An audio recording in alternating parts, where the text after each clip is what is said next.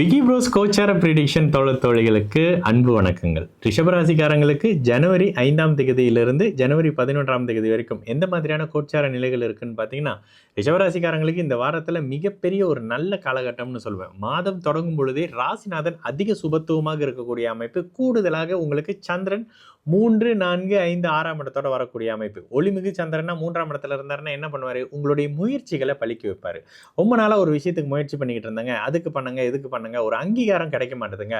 ஒரு மாதிரியான அமைப்புகள்ல கலை, கட்டுரை சார்ந்த சோசியல் மீடியா சம்பந்தப்படக்கூடிய துறைகள்ல ஒரு மாதிரி முயற்சிகள் செய்துக்கிட்டு இருக்கேன். எந்த வகையிலும் ஒரு ரீச் கிடைக்க மாட்டேன்னு நினைக்கக்கூடிய ரிஷபராசிக்காரங்களுக்கு இந்த வாரத்துல ஏதோ ஒரு விஷயம் பண்ணி போடும்போது அது அப்படியே வைரல் ஆகக்கூடிய அமைப்பு, அதை மக்கள் ஒரு அளவுக்கு அங்கீகரிக்கக்கூடிய அமைப்புகள், மக்களுக்கு விரும்பி பார்க்கக்கூடிய தன்மைன்ற மாதிரியான கதையோ கட்டுரையோ எழுத்துப்பூர்வமான வகையில ஒரு மாதிரியான முன்னேற்ற தன்மையும், அழகு சம்பந்தப்படக்கூடிய துறையில இருக்கிறவங்களுக்கு உண்மையிலேயே மாற்றங்கள் இருக்கக்கூடிய அமைப்பு.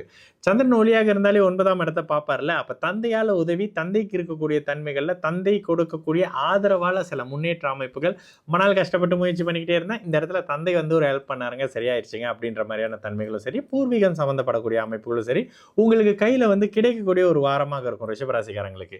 எல்லா வகையிலும் ஒளிமிகு சந்திரனாக இருக்கிறதும், ராசிநாதன் 8ஆம் இடத்துல அதீத சுபத்துவ அமைப்புல இருக்கிறதும் சரி, சந்திராதி யோகத்துல இருக்கிறதும் சரி, ஒரு நல்ல தன்மை. அப்ப என்ன, குறுகிய பயணம் வரும், பயணத்தால் லாபம் வரும், அந்தஸ்து கௌரவம் உயரும், புது கடன் கமிட்மெண்ட்குள்ள நீங்க வந்தாலும் கூட அந்த கடனால சந்தோஷப்படக்கூடிய ஒரு அமைப்புன்ற மாதிரியான ரிஷபராசிக்காரங்களுக்கு உண்மையிலேயே தொட்டது அனைத்தும் துளங்கக்கூடிய ஒரு காலகட்டமாக இந்த ஜனவரி 5ஆம் தேதியிலிருந்து 11ஆம் தேதி வரைக்கும் 2026ல சகல தரப்பு ரிஷபராசிக்காரர்களுக்கும் மேன்மையை கொடுக்கக்கூடிய ஒரு காலகட்டம் அப்படின்னு சொல்லிடுவேன்.